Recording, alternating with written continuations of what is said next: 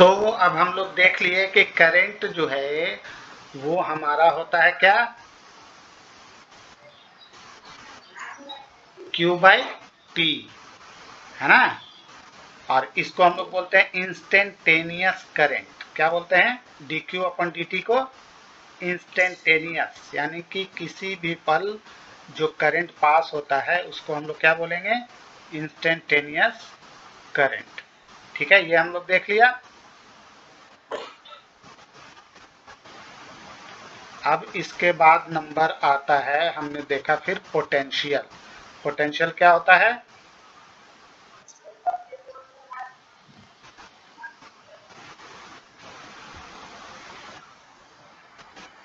क्या होता है potential, equal to I R, है ना। इसको तीन फॉर्म में हम लोग यूज करना देख चुके हैं। उसके बाद हमने देखा कि रेसिस्टेंस जो है वो ना सिर्फ V और I पर डिपेंड करता है, बल्कि लेंथ पर भी डिपेंड करता है और एरिया पर भी डिपेंड करता है ना। लेंथ के एलोंग वो डायरेक्टली प्रोपोर्शनल होता है, यानी कि लेंथ जिस रेशियो में बढ़ाएंगे रेसिस्टेंस भी बढ़ेगा, और एरिया जिस रेशियो में घटाएंगे उस रेशियो में रेसिस्टेंस भी घटेगा। फिर हमने देखा इलेक्ट्रिक डेंसिटी का कॉन्सेप्ट। इलेक्ट्रिक डेंसिटी क्या था, करंट पर यूनिट एरिया, है ना। किसी एरिया पर कितना करंट पास हो रहा है उसको क्या बोलेंगे, किसी यूनिट एरिया में कितना करंट पास हो रहा है, इसको हम लोग क्या बोलते हैं, करंट डेंसिटी। फिर हमने रिलेशन ड्रॉ किया करंट डेंसिटी और इलेक्ट्रिक फील्ड के बीच। ठीक है, तो देखा कि किस केस में हम लोग डेंसिटी का यूज करेंगे और किस केस में हम लोग करंट का यूज करें, इलेक्ट्रिक फील्ड का यूज करेंगे, ये हम लोग देख चुके हैं ना। अब आते हैं, समझते हैं कि ड्रिफ्ट वेलोसिटी क्या होती है, ड्रिफ्ट इलेक्ट्रॉन का, है ना, और ओरिजिन ऑफ रेसिस्टिविटी। पहले हम लोग देखते हैं ड्रिफ्ट ऑफ इलेक्ट्रॉन्स। आवाज मिल रहा है, देखो मोटा मोटी समझो कि जब हम लोग पतंग उड़ाते हैं हवा में, है ना, जब हम लोग पतंग उड़ाते हैं हवा में, ठीक है,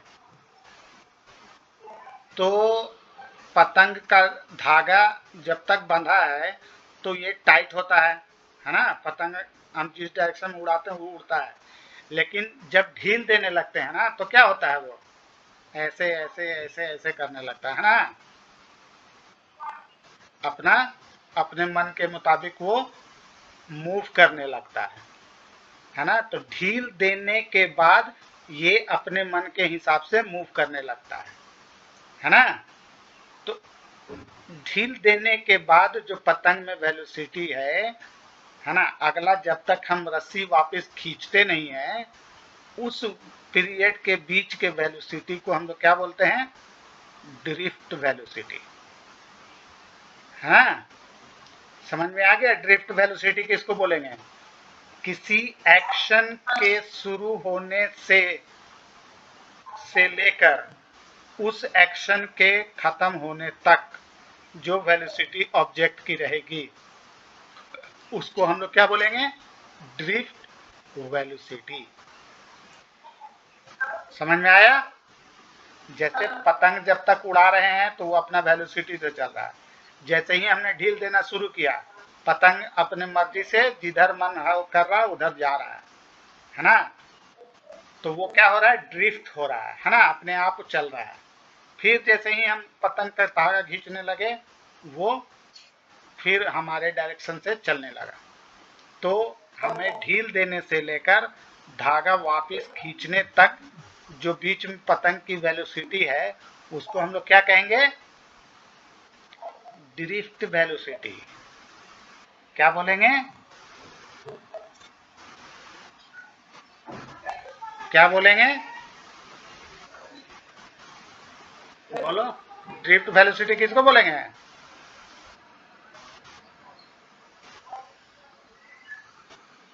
बोलिए,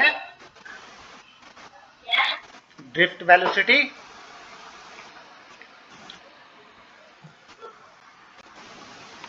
तो अब आते हैं, चलिए ये तो समझे ना कि ढील देने से लेकर पतंग को वापस खींचने तक, पतंग के धागे को, जो वेलोसिटी पतंग जिस वेलोसिटी से चल रहा है उस वेलोसिटी को हम लोग क्या बोलेंगे? ड्रिफ्ट वेलोसिटी, है ना। अब आते हैं कि ड्रिफ्ट वेलोसिटी इलेक्ट्रॉन में कैसे होता है, क्योंकि हम लोग बात तो इलेक्ट्रॉन की कर रहे हैं, ठीक है। तो अब हम लोग देखते हैं कि किसी भी मेटल के अंदर शुरू में इलेक्ट्रॉन अपना रैंडम ये करता रहता है ना, ये होता अपना ऑसिलेटरी मोशन में रहता है। और जब वो कोलाइजन होता है तो कोलाइजन मतलब दूसरे इलेक्ट्रॉन से टकराता है, तो वो फिर कौन से डायरेक्शन में घूमने लगता है नहीं पता है, वो अपना डायरेक्शन अलग अलग पकड़ लेता है, लेकिन वेलोसिटी सेम रहती है ना। लेकिन उसका डायरेक्शन जो होता है वो क्या होता है? रैंडम होता है, पता नहीं कौन किधर चल रहा है। लेकिन इस तरीके से रहता है कि उसका एवरेज वेलोसिटी, जितने भी इलेक्ट्रॉन्स किसी भी मेटल के अंदर हैं, है ना, उन सब का एवरेज वेलोसिटी क्या होता है? 0। अगर यहाँ हम V1 से स्टार्ट करें और लास्ट पार्टिकल Vn ले लें, है ना, तो कितने इलेक्ट्रॉन्स हो गए?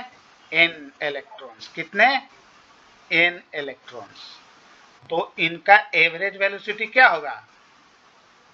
Average velocity of n electrons क्या होगा?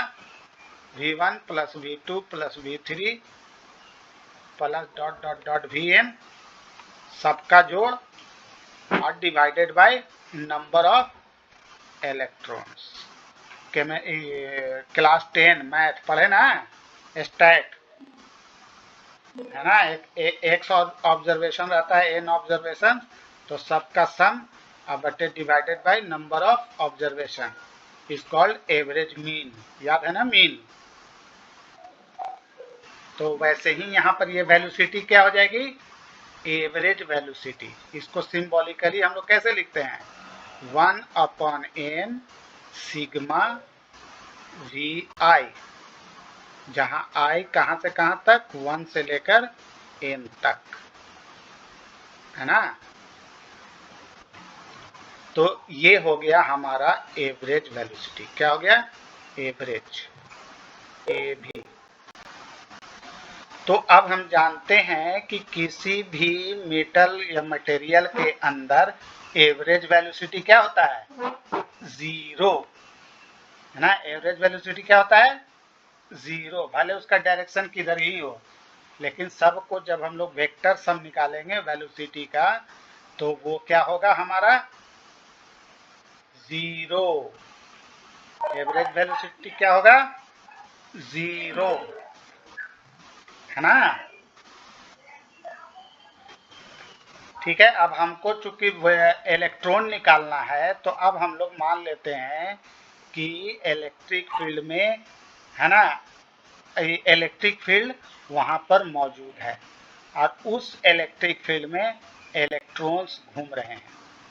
अब क्या कंडीशन ले लिया हमने कि यहाँ पर इलेक्ट्रिक फील्ड चल रहा है, ठीक है, और ये सब इलेक्ट्रॉन इसमें घूम रहे हैं। कंडीशन समझ में आ गया? तो एक पार्टिकल पर फोर्स कितना लगेगा? एक इलेक्ट्रॉन पर, बोलो, फोर्स कितना लगेगा? इलेक्ट्रिक फील्ड ई है, तो हम जानते हैं ना फोर्स बराबर चार्ज इनटू इलेक्ट्रिसिटी, है ना। अब चार्ज इलेक्ट्रॉन का माइनस ई होता है, तो हमारा हो गया minus E capital E vector. ये हो गया हमारा फोर्स, है ना। और फोर्स हो गया तो फोर्स लग रहा है तो एक्सेलरेशन भी आएगा। तो एक्सेलरेशन होता है मास इनटू एक्सेलरेशन, फोर्स बराबर मास इनटू एक्सेलरेशन। तो ये हो गया हमारा ऐसा। अब इसको इधर भेज दो तो हमारा एक्सेलरेशन निकल गया माइनस ई ई वेक्टर अपॉन एम।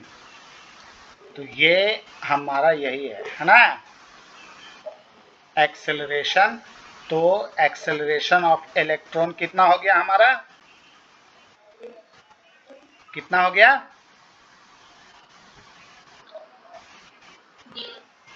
माइनस ई वेक्टर अपॉन एम। ये हो गया एक्सेलरेशन ऑफ वन इलेक्ट्रॉन। क्या हो गया, ACCELERATION, acceleration of one electron. ठीक है। तो अब सिचुएशन हम लोग कंसीडर करते हैं, किसी आई इलेक्ट्रॉन को पकड़ लेते हैं, किसी आई इलेक्ट्रॉन को, है ना, चाहे 10वां हो, 20वां हो, 50वां हो, 100वां हो, 500वां हो, किसी एक आई को हमने पकड़ लिया। ठीक है। अब ये मान लो अभी तो ये चल रहा है वेलोसिटी वी आई से, है ना। अब जैसे ही ये किसी से टकराएगा, है ना, किसी से भी टकराए तो इसकी वेलोसिटी क्या होगी, जैसे कोई चीज से हम टकराते हैं तो थोड़ा सा वेलोसिटी हमारा बढ़ता है, क्योंकि अभी हम देखे कि इलेक्ट्रिक फील्ड की वजह से एक्सेलरेशन डेवलप हो रहा है, देख रहे हैं ना। तो टकराने के बाद इसकी वेलोसिटी क्या हो जाएगी, तो कैपिटल भी आई, है ना। तो टकराने के बाद की वेलोसिटी क्या हो जाएगी, capital V I equal to V I, जो इसका पहले का वेलोसिटी था, और उसकी एक्सेलरेशन इनटू टाइम। हम लोग पढ़े हैं ना, v equal to u plus a t, law of equation of motion पढ़े हैं ना हम लोग, v equal to u plus a t. तो ये हो गया हमारा v i plus a t, यानी कि टकराने से जस्ट टकराने के बाद तो उसकी वेलोसिटी कितनी थी, वी आई। अब जब टक्कर हो गया दूसरे इलेक्ट्रॉन से तो उसकी वेलोसिटी में एक्सेलरेशन आ गया विद रिस्पेक्ट टू टाइम। तो ये टाइम जो हो गया, हम लोग एट टाइम टी की घटना को एज्यूम कर लिए कि इस टाइम पर ये इवेंट हुआ, टक्कर हुआ, है ना। तो हमारी फाइनल वेलोसिटी कितनी हो गई, इसको वी एफ रखो, वी आई का एफ, है ना। थोड़ा सा ध्यान से देखना, नहीं तो उड़ जाएगा। इसको कर देते हैं हम वी आई एफ, यानी कि आई पोजीशन की वेलोसिटी एफ है, फाइनल वेलोसिटी। तो अब हमारा ए का वैल्यू कितना है, माइनस ई वेक्टर ई अपॉन एम।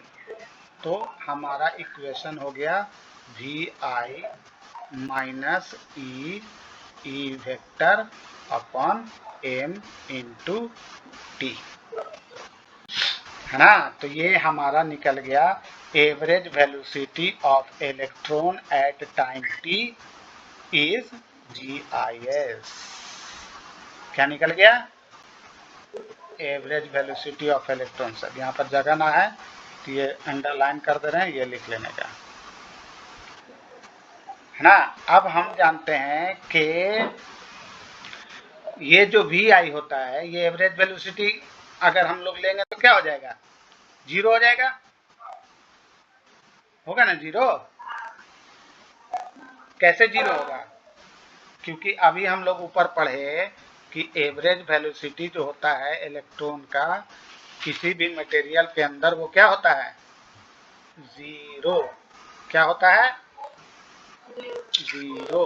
तो इसलिए अगर हम इस पूरे वी आई एफ को, है ना, वी आई एफ को अगर हम लोग एवरेज वेलोसिटी कंसिडर करते हैं तो ये सब पार्टिकल का हो जाएगा एवरेज वेलोसिटी, ये भी सब पार्टिकल का हो जाएगा एवरेज वेलोसिटी,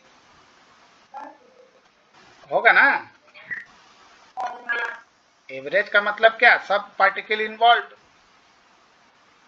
तो अब हम लोग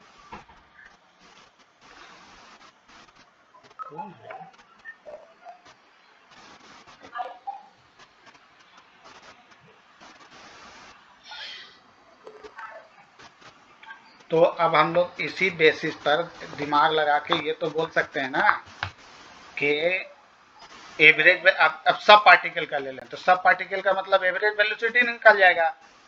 तो इसको लिखेंगे VD, है ना, ये average velocity of all electrons. ये एक इलेक्ट्रॉन्स का निकला, अब हम लोग सब का ले रहे हैं तो सारे का एवरेज, तो यहां पर सारे का एवरेज हो जाएगा आए, तो सारे का एवरेज हो जाएगा, यानी कि VIF का एवरेज।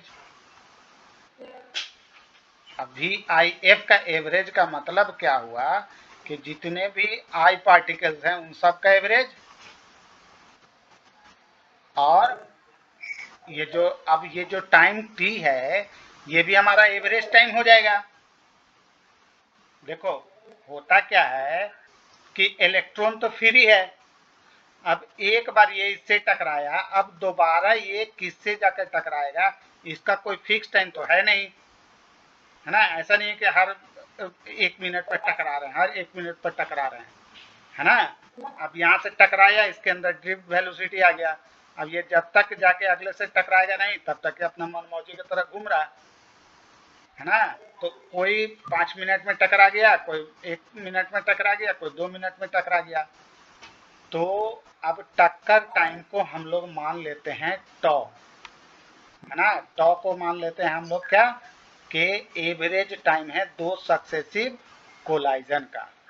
जैसे अभी इससे टकराया और फिर इससे टकराया, है ना, तो दो सक्सेसिव कोलाइजन का एवरेज टाइम हम लोग मान लिया कि टॉ है ना। अब ये टॉ जो है वो T से तो कम होगा एवरेज टाइम से,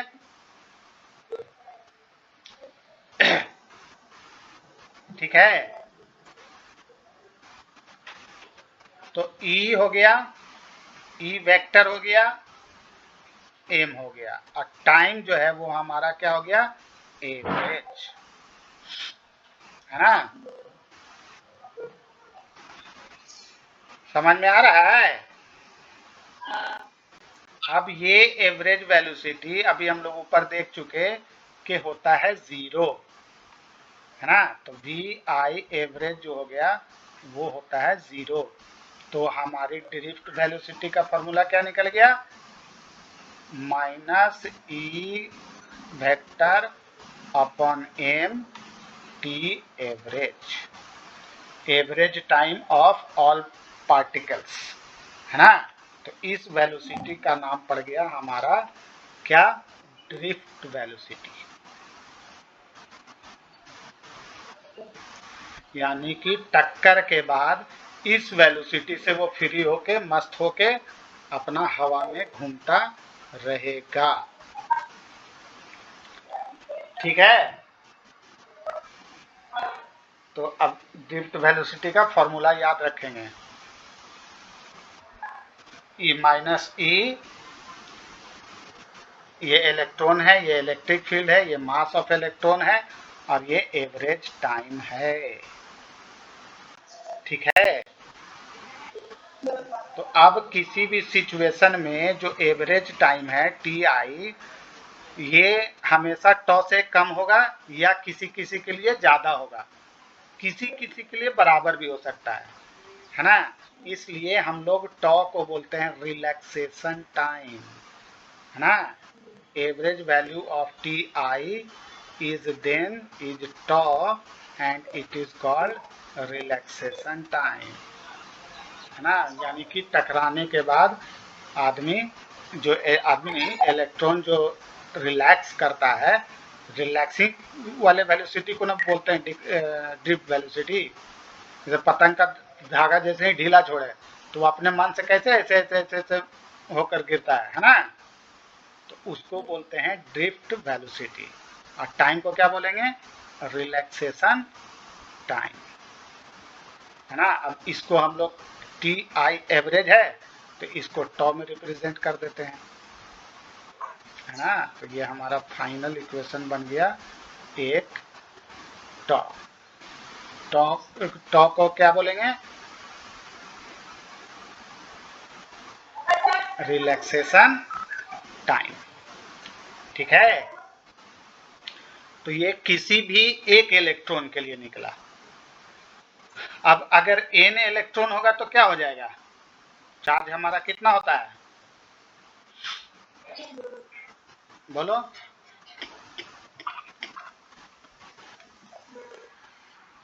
अब हम लोग डिफरेंट केसेस के लिए निकालने जा रहे हैं, है ना, अभी n इलेक्ट्रॉन्स के लिए। ठीक है, तो अब हम लोग इसी फॉर्मूले को थोड़ा सा मॉडिफाई करेंगे। कह रहा है कि net transport of charges across per unit area perpendicular to E, है ना, एक ये है। ठीक है, ये पर यूनिट एरिया ले लिया, ये पास हो रहा है क्या, ई। तो इस एरिया से अपना इलेक्ट्रॉन चलेगा, क्योंकि इलेक्ट्रिक फील्ड पॉजिटिव से नेगेटिव की तरफ जाता है, और ये नेगेटिव चार्ज है तो ये इलेक्ट्रॉन पॉजिटिव नेगेटिव की तरफ आएगा, है ना। तो अब जब एरिया हम ले लिया प्लेन का ए, इसका एरिया मान लिया क्या, ए, तो अब एरिया पर यूनिट वॉल्यूम हमको n चार्ज मान लो, कितना मान लो, n फ्री इलेक्ट्रॉन्स, कितना फ्री इलेक्ट्रॉन्स मान लिया, और वो भी पर यूनिट वॉल्यूम। यहाँ पर देखो लिखा है ना, if n is the number of free electrons per unit volume, यानी कि टोटल चार्ज कितना हो जाएगा, बोलिए, टोटल ए चार्ज कितना हो जाएगा,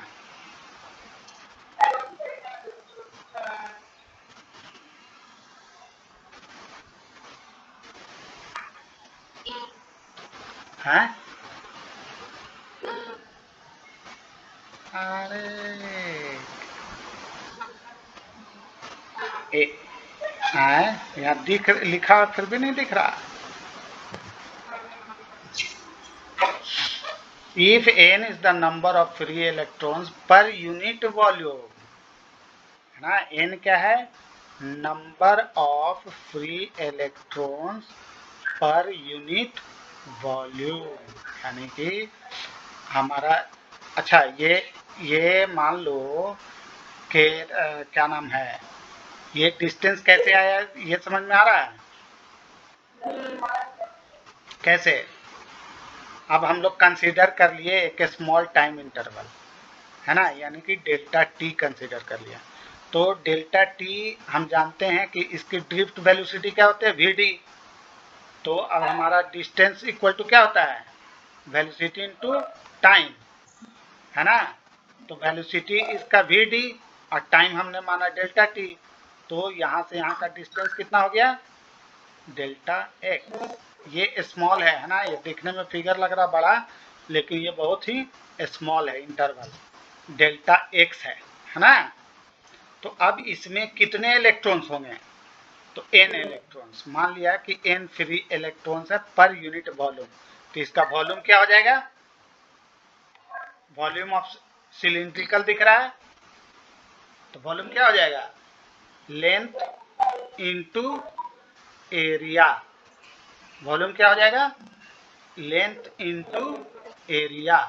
अब ये लेंथ हमारा कितना है, डेल्टा वी टी, तो v हो गया हमारा डेल्टा वी डी, है ना, डेल्टा टी ए, ये अपना वॉल्यूम हो गया। इतना वॉल्यूम पर यूनिट एरिया हमारा n फ्री इलेक्ट्रॉन्स है ना। तो टोटल नंबर ऑफ इलेक्ट्रॉन्स कितने हो गए उसके अंदर,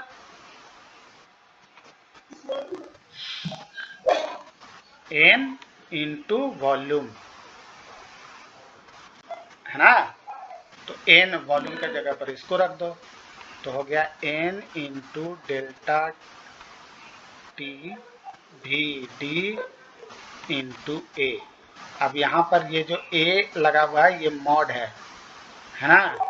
मॉड मतलब हम लोग खाली मैग्नीट्यूड लेंगे, क्योंकि ड्रिफ्ट वेलोसिटी वेक्टर वेलोसिटी है ना वो, है ना। हमको अब खाली नंबर काउंट करना है, तो हम लोग इसका मॉड लेंगे। देखो ये रिप्रेजेंट कर रहा है कि ये वेक्टर वेलोसिटी है ना, तो इसका खाली मैग्नीट्यूड चाहिए, तो हम लोग मैग्नीट्यूड के लिए मॉड का इस्तेमाल कर देंगे। तो अब हमारे अंदर total electrons n free electrons थे, तो टोटल चार्जेस कितने हो गए बोलिए। अब एक इलेक्ट्रॉन का चार्ज E, तो n का टोटल का कितना हो जाएगा दिस वन, ठीक है। अब टोटल चार्ज जो एक एंड से दूसरे एंड तक जा रहा है वो कितना हो जाएगा, तो इलेक्ट्रॉनिक चार्ज से इसको मल्टीप्लाई कर दो, है ना।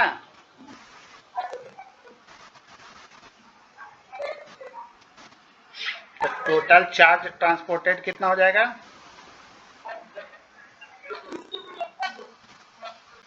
किससे बतिया रही है साहब, कौन बतिया रहा है,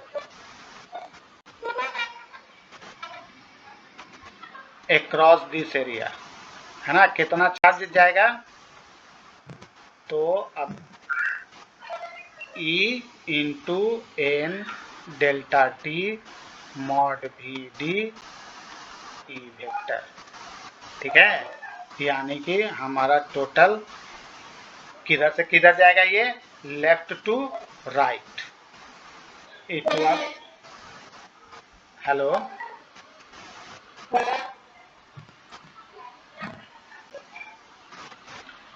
तो अब हमारा इलेक्ट्रिक फील्ड किधर से जा रहा है, इलेक्ट्रिक फील्ड लेफ्ट तक जा रहा है, लेफ्ट की ओर जा रहा है, यहाँ देख रहे हैं हम लोग, इलेक्ट्रिक फील्ड राइट से लेफ्ट जा रहा है, और ये चार्ज किधर से किधर फ्लो होगा, लेफ्ट से राइट की तरफ, ठीक है। तो एक ये हमारा दूसरा फॉर्मूला मिल गया, total charge transported across cross sectional area is इतना।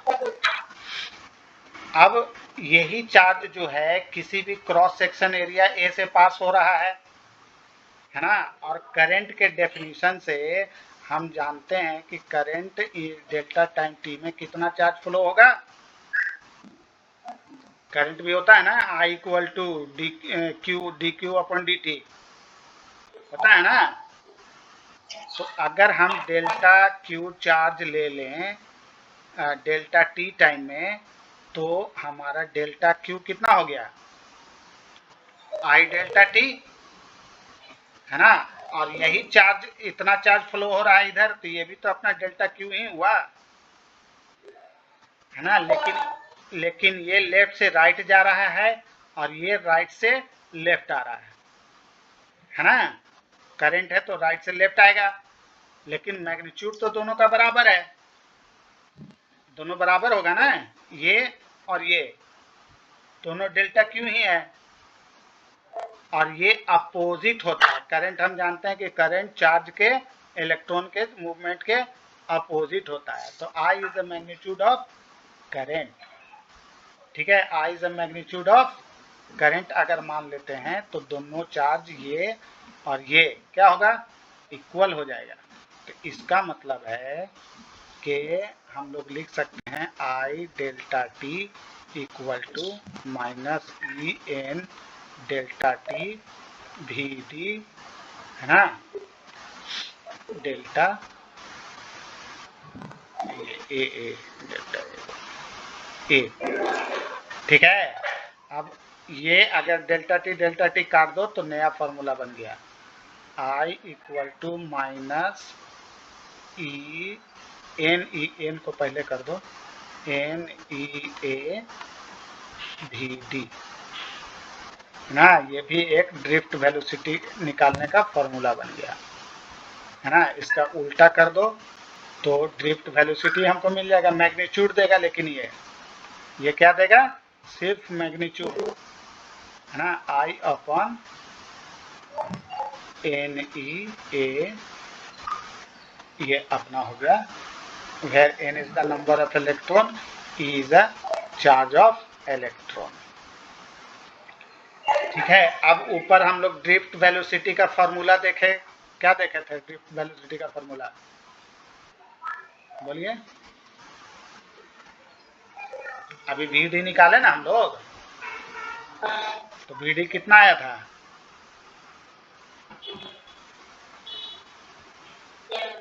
माइनस ई वेक्टर अपॉन एम टॉ, है ना। अब इसका हमको मॉड लेना है, तो मॉड लेंगे तो ये भी मॉड हो जाएगा जो वेक्टर है। बाकी देखो ये भी मैग्नीट्यूड है, ये भी मैग्नीट्यूड है, ये भी मैग्नीट्यूड है, क्योंकि ये चार्ज है, ये मास है और ये टाइम है ना। तीनों में कोई डायरेक्शन नहीं होता है, इलेक्ट्रिक फील्ड में डायरेक्शन होता है। तो मॉड लगाएंगे, ये अपना वेक्टर फॉर्म में है। जब इसमें मॉड अगर हम ऐसे लगाते हैं, ठीक है, तो ये हो जाएगा, एक तो ये माइनस से प्लस में आ गया, क्योंकि mod always gives positive value, और ई तो हमारा पॉजिटिव था ही, बाहर कर दो, एम भी पॉजिटिव था, बाहर कर दो, है ना। तो अंदर में कौन बचा? सिर्फ मॉड। टॉ बाहर है तो ये बाहर ही कर दो, क्योंकि टॉ भी तो अपना सिर्फ मैग्नीट्यूड है।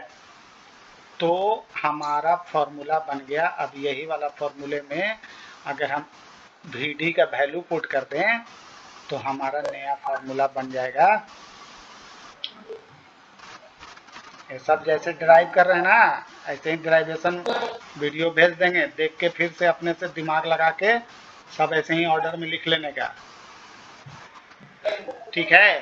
तो अब जब VD के वैल्यू को हम लोग इस इक्वेशन में पुट करते हैं तो हमको मिल जाएगा I, ठीक है, ई स्क्वायर हो जाएगा, ठीक है, ई स्क्वायर ए, हम इसी को पहले लिख दे रहे हैं, फिर बाद में समझा देंगे, एन एम टॉ एन डेल्टा टी तो हटाइए दिए हम लोग, मॉडी, ठीक है। ये टॉ है, ये मत समझना कि ब्रैकेट है, टॉ क्या बोलते हैं इसको? TOE, टॉ, TOW, ये शायद कुछ ऐसे ही बोलते हैं, ठीक है।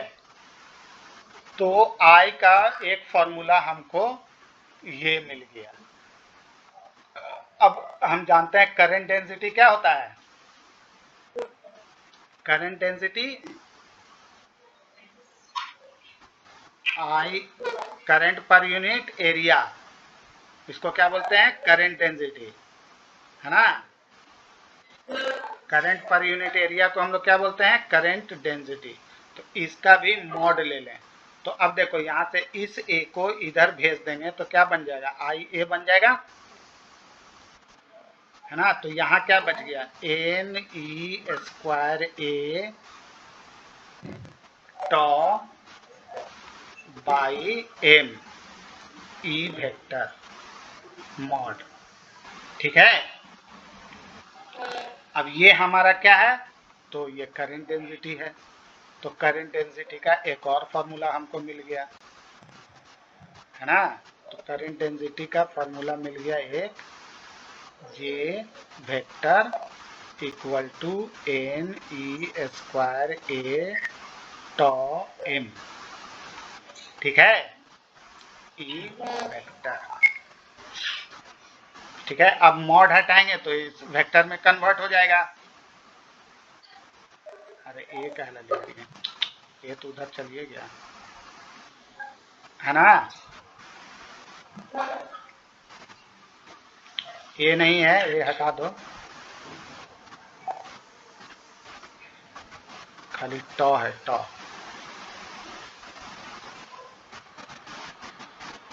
ऐसे टॉ को लिखते हैं, ठीक है। तो हमारा जे वेक्टर यानी कि current density in vector form हो गया NE square by M tau E vector, जिसमें देखो ये भी कांस्टेंट, ये भी कांस्टेंट, ये भी कांस्टेंट, ये भी कांस्टेंट, सिर्फ वेरिएबल कौन है? ये इलेक्ट्रिसिटी। अब इसी बात पर ओम साहब ने, है ना, इक्वेशन दिया जिसका नाम था कंडक्टिविटी। कंडक्टिविटी याद है क्या है? कंडक्टिविटी है, कंडक्टिविटी क्या था, डेंसिटी बटे इलेक्ट्रिक फील्ड, पढ़े ना पिछले क्लास में। चला टी की तरह बन गया। इतना गैप तो लोग करेगी तो कैसे काम चलेगा, एकदम क्लास रेगुलर रखो किसी भी हाल में, है ना। आफत विपत तो आना शुरू हो ही गया है। कह रहे हैं कि आफत विपत में एकदम पढ़ना सीखो फटाफट। ठीक है, तो ये हमारा कंडक्टिविटी था। अब देखो यहाँ पर कंडक्टिविटी का फॉर्मूला दिख रहा है, जे डिवाइड बाई ई, है ना। इसको इधर भेज दो तो हमारा हो गया J divide by e vector बराबर n e square n tau, है ना। तो ये हमारा नया फॉर्मूला बन गया सिग्मा। एक तो डेंसिटी का ये भी फॉर्मूला, दूसरा अब ये भी फॉर्मूला हो गया, है ना। तो याद रखना है सब फॉर्मूले को, क्योंकि किस सवाल पर देगा आपको नहीं पता है ना। ठीक है, ये दिया था लॉ को ओम साहब ने। चलिए अब इसको घर पर से बनाकर बन जाएगा तुम लोग से। ये क्या है, ए है, देखो यूनिट के हिसाब से भी पकड़ सकते हैं ना। ए है, ए मतलब एरिया, करंट आई है, करंट दिया है, आई दिया है, फिर इसके अंदर क्या दे रहा है, डेंसिटी दे रहा है। डेंसिटी मतलब मास पर यूनिट वॉल्यूम, है ना, मास पर यूनिट वॉल्यूम। अब हमारा मास दिया हुआ है, एटॉमिक मास इतना। तो अब कहता है कि दोनों का drift velocity of the above with thermal speeds of copper atoms at ordinary temperature and in speed of propagation of electric field along the conductor which causes drift motion। ठीक है, तो पहले कह रहा कि estimate the average drift speed of conduction electron in copper wire। हाँ, copper wire में जिस स्पीड से जा रहा है वो कंडक्ट हो रहा है। कंडक्ट मतलब ऐसे ऐसे उड़कर जाना, है ना। कंडक्शन, कन्वेक्शन, ये सब 9-10 में तो पढ़ ही होगी, है ना। तो कंडक्शन स्पीड बताना है, वही हमारा ड्रिफ्ट वेलोसिटी हो गया। तो उड़ के ऐसे ऐसे उड़ के, है ना, ऐसे ऐसे उड़ के जाएगा ना भाई, गिरेगा ना। जैसे मोमबत्ती एक जगह जलाते हैं तो उसका धुआं कैसे अपना मनमौजी ऐसे ऐसे चलने लगता है ना। और फिर हमारे कान नाक तक पहुंचता है तो हमको लगता है खुशबू है ना। तो इसी को बोलते हैं कंडक्शन, है ना। कन्वेक्शन मतलब